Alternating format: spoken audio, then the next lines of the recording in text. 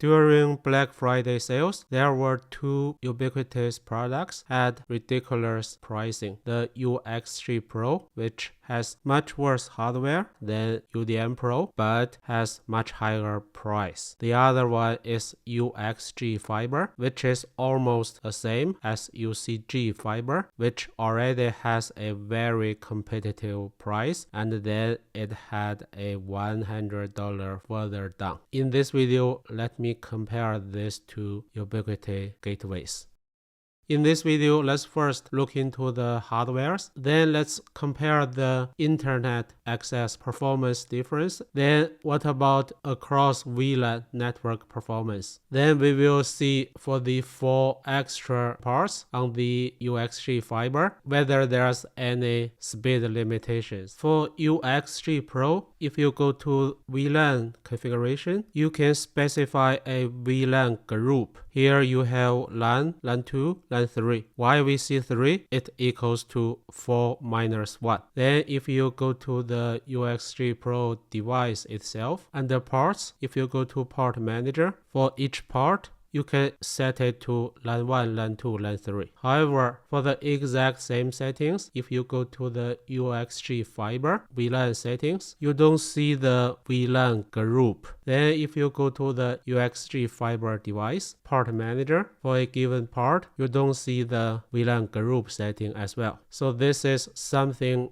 UXG Pro has, but UXG Fiber doesn't. Then for UXG Fiber, if you go to the internet setting, if you want to change the one part, for example, the part 3, see the assign 1 setting here, there's a advice. You should use 5, 6, 7, these 3 parts only instead of the other 4. But for the exact same internet setting for UXG Pro, let me go to, let's say, part 2. I can freely assign it to whatever I want. There's no restriction. So this is something which UXG Fiber has, but UXG Pro doesn't. The reason I want to show you these two things is there must be some fundamental network architecture differences between the two devices. Let's go into the systems. Let me SSH into UXG Pro. Let me run ls PCI first to list the PCI devices. See the very first 4, they are corresponding to the 4 ports on the UXG Pro, 2 SFP plus 2 gigabit. We can confirm that by running Ethernet tour. Let me show you the first part. The bus info is this 01 PCI device we found earlier, which is the 1 gigabit part, right? Then Ethernet 1. It corresponds to 03, which is another 1 gigabit port. Ethernet 2, PCI device 00, which is this one, the first 10 gigabit SFP+. So basically, these 4 ports are one-to-one corresponding to the PCI devices. If I show you the hardware platform by showing the device tree model content, you can see the platform is also Annapurna Labs Alpine v2, and the 4 network interfaces are also by Annapurna Labs. So basically, this UXG Pro is just like a small Linux machine with 4 network interface cards. This is the classical router or firewall design. If you build your own router, for example pfSense, you are very familiar with this type of architecture. So then if we try to check the CPU details, let me run ls CPU.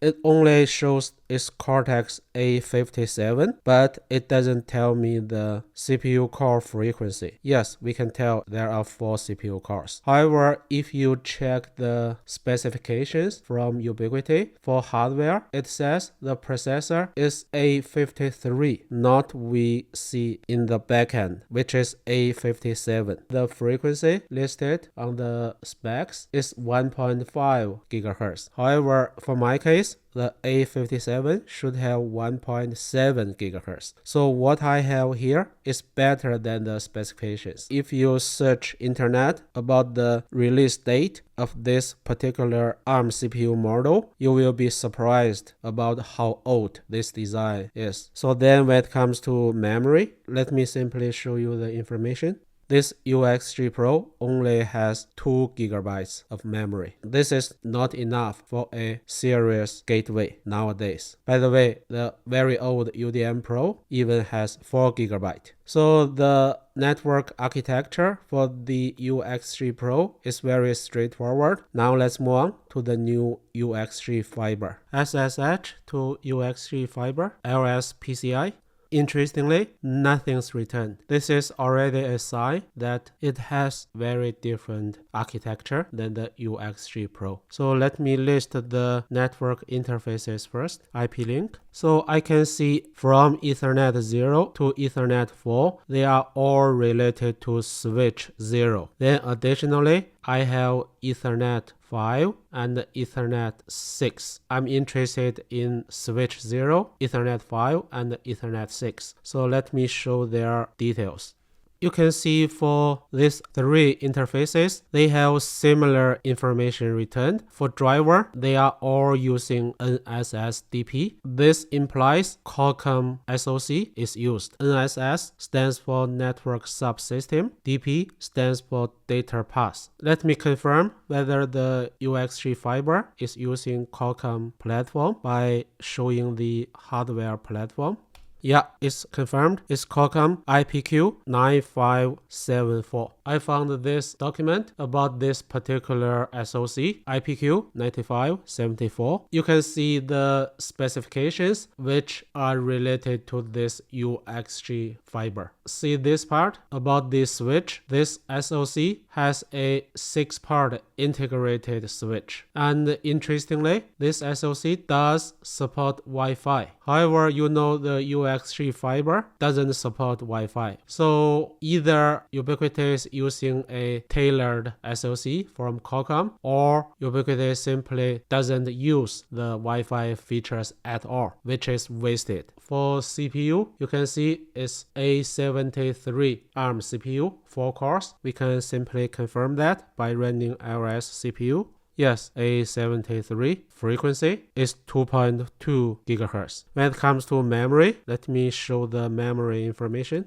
It's 2 GB. About CPU and memory is very clear, but about the 7 ports on the UXG Fiber, we still have a lot of things to find out. Even though the SoC from Qualcomm does have a integrated switch, it doesn't mean the ports you see on the device are directly from the SoC. It's very common. Additional ASIC will be used just to support something like physical layer, PoE, or even LED lights. Realtek ASIC is very popular and affordable choice. So let me try to search for the kernel message, the message, try to find anything about RTL. 2 interesting findings. The ASIC, yes, it's Realtek 8372. And this ASIC does support 4 2.5 gigabit port and 2 10 gigabit port. Then you can see there's another Realtek chip, 8238B. In fact, this one is to support power delivery or PoE. You know the UXG Fiber, the 4th port, is a PoE port. Apparently, this Realtek chip is to support PoE for this particular part. So now we know, at least from network architecture perspective, we already see 3 different chips, ASIC or SoC. So how these 3 are related, especially how the Realtek ASIC and the Qualcomm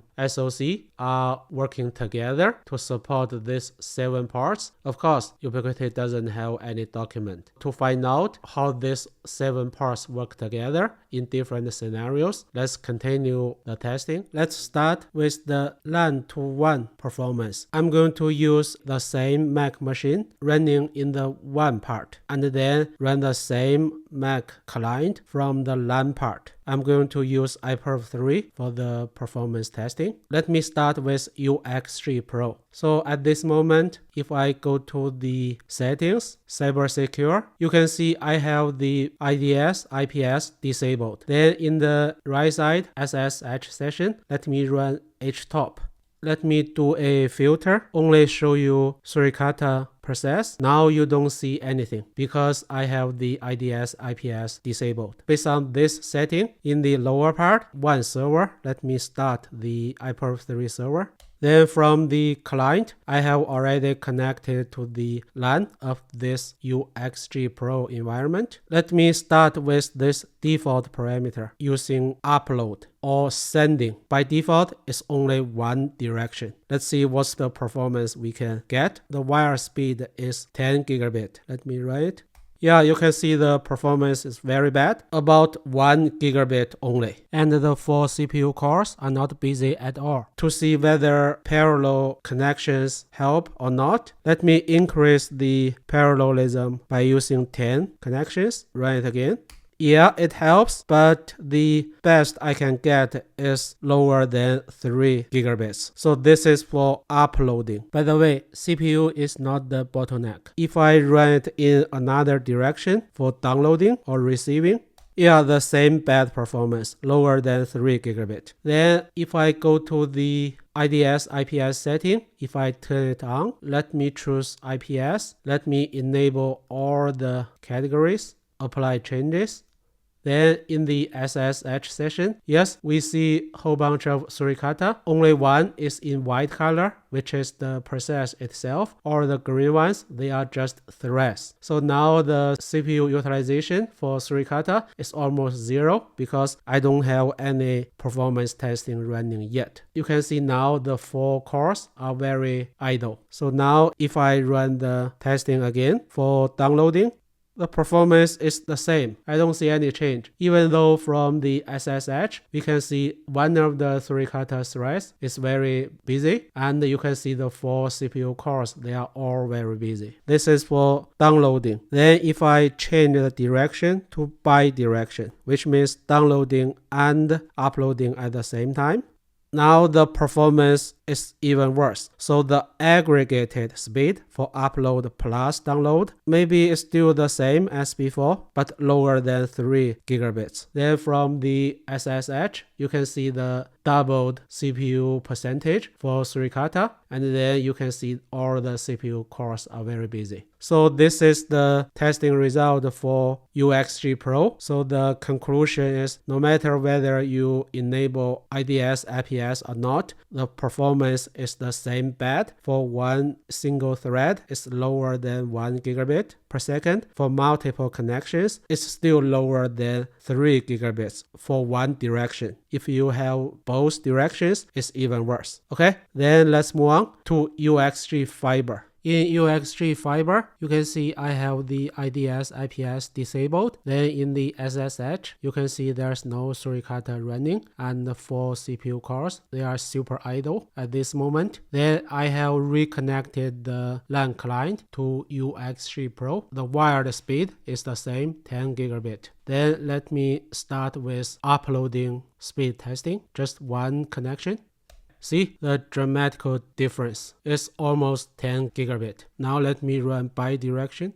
Downloading is still very good, almost 10 gigabit, but for uploading it's fluctuating. Let me queue it. Then let me increase the parallel connections to 10, run it. Now I have both uploading and downloading close to 10 gigabit. Then from SSH, the 4 cores are amazingly idle. It seems nothing's happening. Why? Because everything is handled either by the ASIC or by the SoC. Everything is offloaded to the hardware. It's not done by the CPU at all. That's why we can get such amazing speed and super idle CPU. So this is when we have IDS IPS disabled. Now let me enable IPS.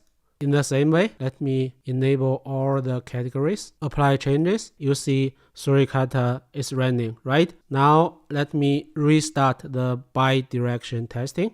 So the same very good speed. Let's see what's the difference in the SSH part. We only see very slight CPU utilization from Suricata, and the 4 CPU cores are the same idle, which means the system even offload the IDS IPS to hardware. This speed is so amazing, especially if you compare the two devices MSRP. For this LAN to WAN scenario, let me do more testing. For UXG Pro, let me give it one more chance. Let me add a new client to see whether I can get more aggregated throughput. For UXG Fiber, instead of using the two SFP Plus ports, let me connect the LAN client directly to the 10 gigabit RJ45 port. Let's see whether by directly using this port, I can achieve the same good result. Okay, so let me start with UXG Pro. You can see I want to keep the IPS enabled, and at this moment the 4 CPUs are idle, right? Then in the lower part for the server, let me launch 2 iPerf3 servers.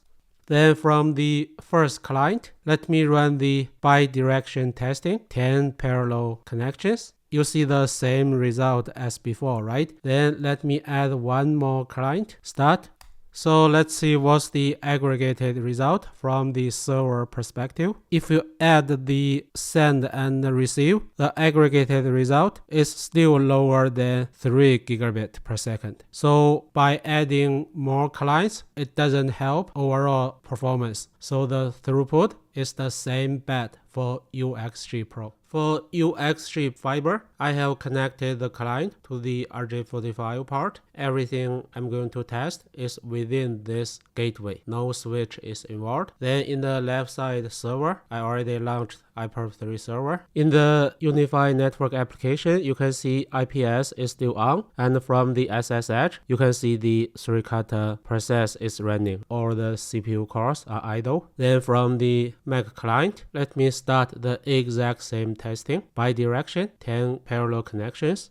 The same perfect throughput. Okay, so we are done with this LAN to WAN testing. Let's move on. This time, let me test the network throughput across VLANs. I have connected the server to the VLAN 88 of the UXG Pro and the client to VLAN 66. From the IP address information, you can tell they belong to different VLANs. From the network application, I didn't change anything, so the UXG Pro is still having the IPS enabled. So based on the current configuration, let me start the iPerf3 testing from VLAN 66 to 88. From the client, change the server IP address. That's it. Still bi-direction, 10 connections. You know what? The Cross-VLAN throughput is much higher if you compare with the LAN to WAN. The two directions aggregated is more than 8 gigabits. And from the SSH, you can see now the bottleneck is the CPU, because all CPU cores are 100% already. For Suricata, the CPU utilization is close to 0. It's not really doing anything. So this is the inter-VLAN traffic for UXG Pro. Let me quickly do the same thing for UXG Fiber. I have reconnected the two Mac machines. You can validate from their IP address, so they are connected to the respective VLAN. Then in the same way, for UXG Fiber, let me just use one connection. Let me start it.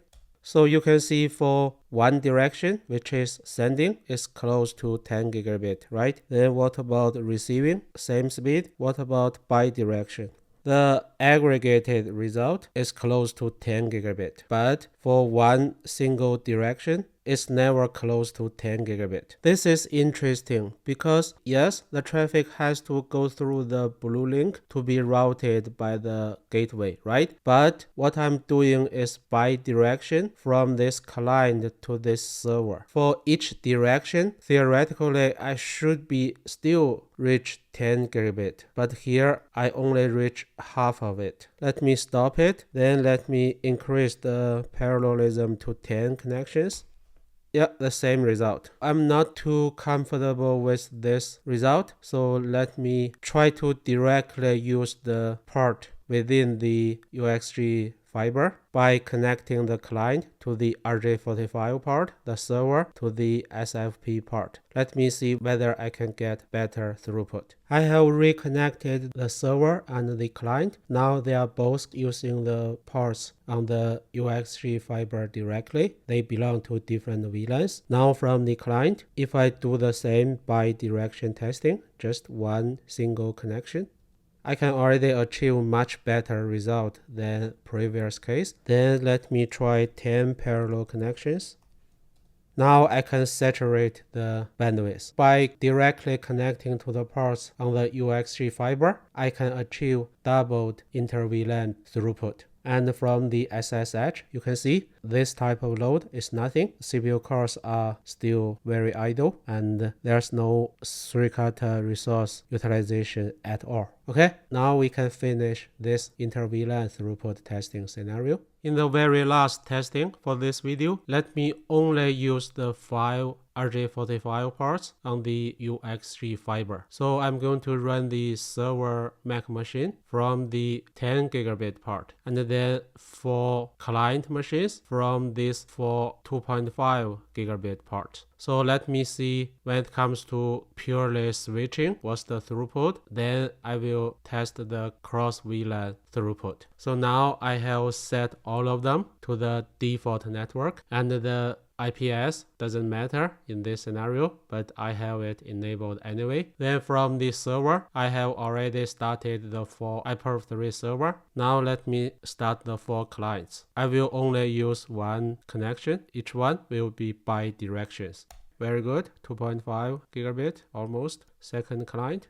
Very good. Third client, which is a Linux. Very good. The fourth client. The download speed is a little bit low, but I believe it's due to the adapter I used, because this is a MacBook Pro, so I have to use a adapter. Overall, it's very good performance. I saturate the bandwidth for all the ports. Then let me change the server to another VLAN so that the traffic has to be routed by the gateway. I have connected this server to VLAN 66. Now let me restart the testing from the 4 clients. The exact same command except for different server IP address. Start it. After it's stabilized, I still get the perfect speed. Then move on to second client. So in the same way, the client needs some time, then it will reach perfect speed. But from the first client, you can see the download speed dropped. So these 2 clients are competing already. For the third client, this time, no matter how long I wait, the download speed cannot be higher than 1 gigabit. Then move on to the fourth client. For this case, both the download and upload are impacted. If we check the htop in the SSH, the CPU cores are not busy, and the suricata process is not busy at all. So we can only attribute the slow performance at this moment to the hardware. From the server, if I show you the aggregated throughput, for one direction is close to 1 gigabit, but the other direction is very poor. So I believe for inter-VLAN routing, we already reached the upper limit, the capability for this UXG Fiber. Okay, this is the end of the video. Thanks for watching.